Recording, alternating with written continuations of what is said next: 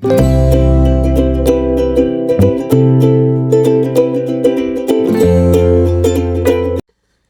hello, salam sejahtera Malaysia. Selamat datang ke channel Fels Lifestyle. Terima kasih kerana terus setia dan terus bersama di dalam channel ini. Tuan-tuan dan puan-puan yang saya amat hormati. Ada satu penemuan yang sangat-sangat besar. Sebelum ini kita mendengar berkaitan dengan serbuan, berkaitan dengan berita rasuah yang menyebut tentang pengubahan wang haram, penyeludupan, dan macam-macam lagi. Timbunan wang ditemukan, barang kemas, jonggong emas, dan macam-macam lagi. Tapi ada satu penemuan yang lebih besar dan lebih banyak.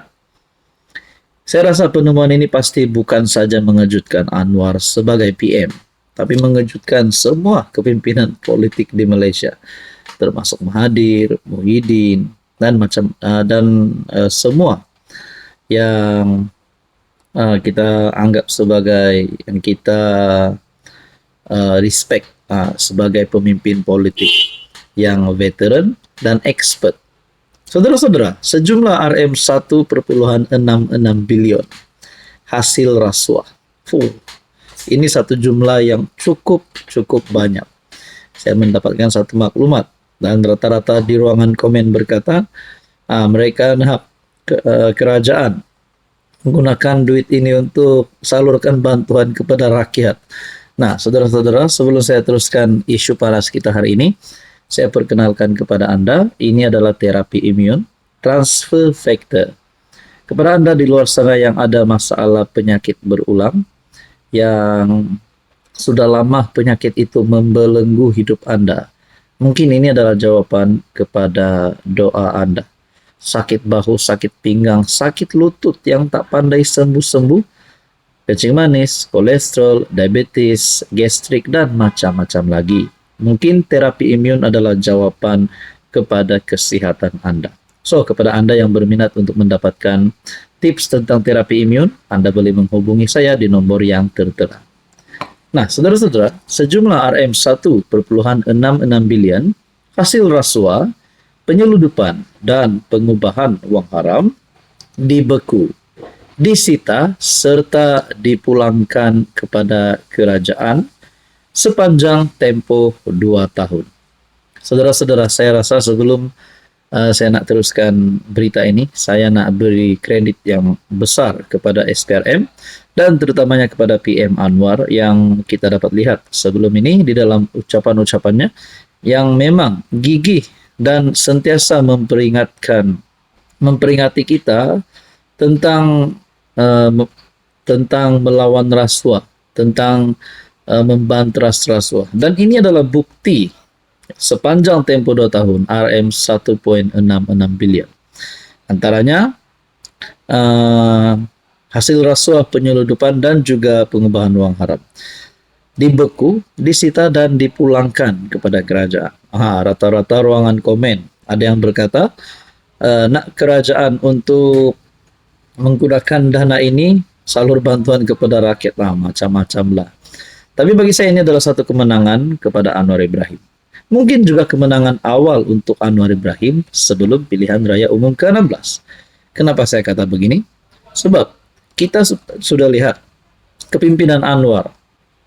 Sepanjang 2 tahun tempo pimpinan Anwar sudah boleh mengambil semula duit rasuah ini dan pulangkan kepada kerajaan, dan sudah pasti duit ini akan digunakan semula untuk rakyat Malaysia. So, saya fikir, bayangkan kalau Anwar terus menjadi PM mungkin selama 2-3 penggal ke depan. Bukankah lebih banyak lagi duit rasuah, penyelewengan dana yang bakal dibocorkan, dan uang-uang ini akan dikembalikan. Nah, itu pada pendapat saya. So, saudara-saudara, tuan-tuan, apa pula pendapat Anda? Hai, hello, salam sejahtera Malaysia. Selamat datang ke channel Fels Lifestyle. Terima kasih kerana terus setia dan terus bersama di dalam channel ini. Saudara-saudara, tuan-tuan dan puan-puan yang saya amat hormati, mungkin sebelum ini kita sudah pernah mendengar banyak berita tentang rasuah. Bukan saja berlaku di Semenanjung Malaysia, berlaku di Sabah dan juga di Sarawak. Memang ada banyak berita tentang rasuah. Dan antara skandal yang menjadi buah mulut ramai orang sebelum ini adalah skandal rasuah Sabah. Nah, tuan-tuan dan puan, berkaitan dengan skandal rasuah Sabah juga menyebut beberapa kepimpinan-kepimpinan politik di Sabah. Sehingga kan ada satu peringkat. Nama Ketua Menteri Sabah disebut, nama Haji Jinor disebut. Yang terbaru pula berkaitan dengan maklumat bocor, Tay telah membuat satu lagi tindakan yang pasti menggemparkan penyokong Haji J, penyokong JRS dan seluruh kepimpinan politik khususnya di Sabah. Tapi sebelum saya kongsikan kepada Anda apa tindakan Tay sehingga menggemparkan Sabah, saya nak perkenalkan kepada Anda, ini adalah terapi imun, transfer factor.